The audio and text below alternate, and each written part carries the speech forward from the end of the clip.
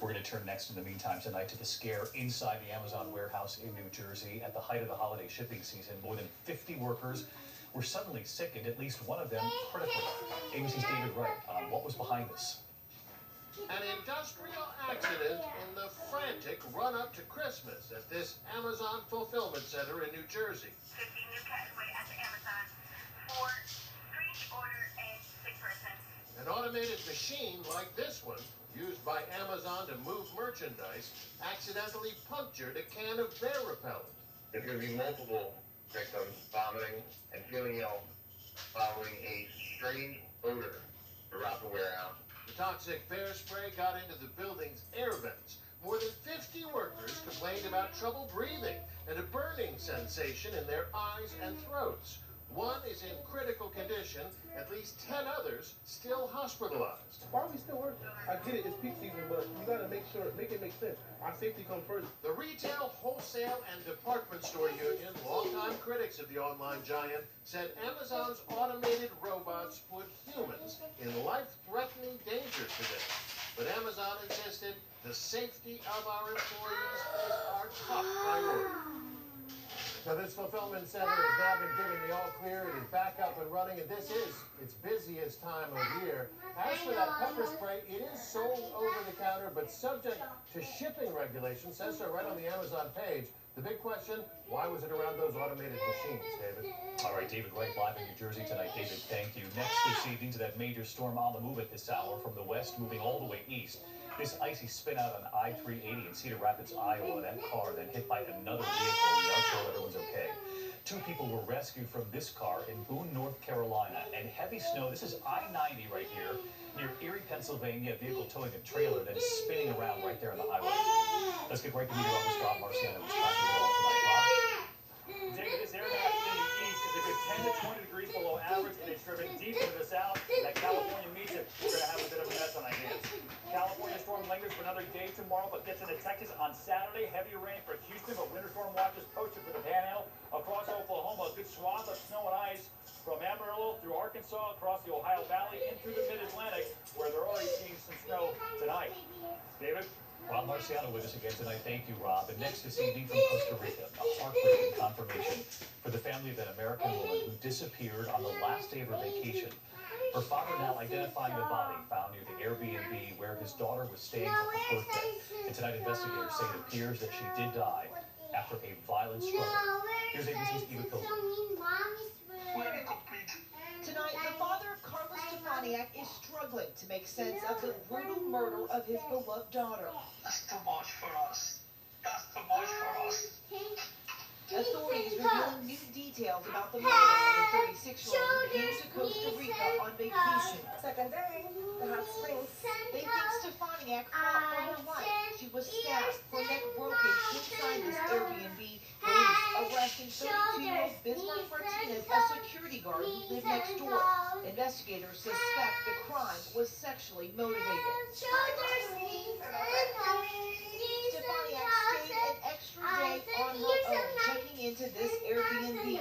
This picture of the room, the last she would send her family, texting, "It's raining hard and the power went out." Super sketchy. David, the lawyer for that Airbnb says the complex is closed and the owners are cooperating with the investigation. David?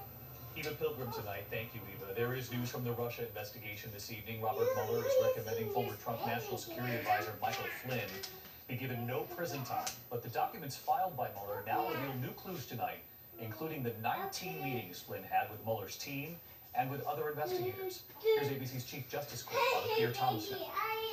The only White House official to cut a deal with Robert Mueller, Michael Flynn, is now billed as a key cooperating witness. Newly released court documents reveal he sat down with investigators 19 times, providing, quote, substantial assistance after pleading guilty to lying about his contacts with Russia during the transition. A dramatic turnaround for one of President Trump's earliest and most vocal advisors. Michael Flynn. The man who repeatedly called for Hillary Clinton to be jailed. Yeah, that's right. Lock her up. Mueller's recommending Flynn face no prison time himself. after providing first-hand information about the content and context of interactions between the transition team and Russian government officials. The special counsel says Flynn is helping with as many as 2 other investigations. No details, though. Much of last night's court filing is redacted, blacked out. And David, more expected this week from Mueller. He's expected to give details on the lies and crimes he's accusing Paul Manafort of committing while agreeing to cooperate. And we'll hear what he has to say about how helpful former Trump confidant and attorney Michael Cohen has been since agreeing to plead guilty and help investigators. David? Perhaps a lot more revealed later in the week. Pierre Thomas following it all. Pierre, thank you. Next year this evening, a possible major medical breakthrough. Researchers now claiming they've developed a 10-minute cancer test to detect the illness anywhere in the body. Here's ABC's Steve Osunsami. If Australian researchers can get this perfected, a simple blood test can help doctors find a variety of cancers that you now need to see to diagnose, including breast, lung, ovarian, and colon cancers. The key is DNA. The scientists found a unique DNA pattern common to all cancers that's released into the blood, and they discovered that it reacts to, of all things, gold. It's similar to a pool test.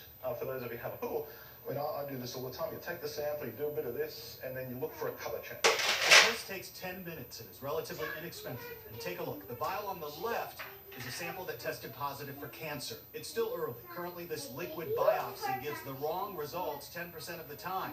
But that 90% gives doctors hope. It can be done in the doctor's office, conceivably. I think there's great promise with the test, but it's not ready for prime time today. There have been tests like this before in development that have failed, but there's a belief this one could revolutionize early detection. David? And we'll stay on this, Steve, thank you. There's also news about another medical first tonight. Doctors in Brazil say for the first time a baby has been born following a uterus transplant from a deceased donor. It's been done before using living donors. The baby girl was born almost 1 year ago. Doctors say there have been no complications for mother or child, now revealing the news. They hope the procedure will help women struggling to have a baby. There is still a lot more ahead on World News Tonight this Wednesday. The deadly school bus accident, at least 1 child killed. The bus and truck colliding on a highway during a school field trip. There is major news coming in tonight involving USA gymnastics. And the safari scare overseas tonight. An American woman attacked by a hippo. A lot more news ahead here.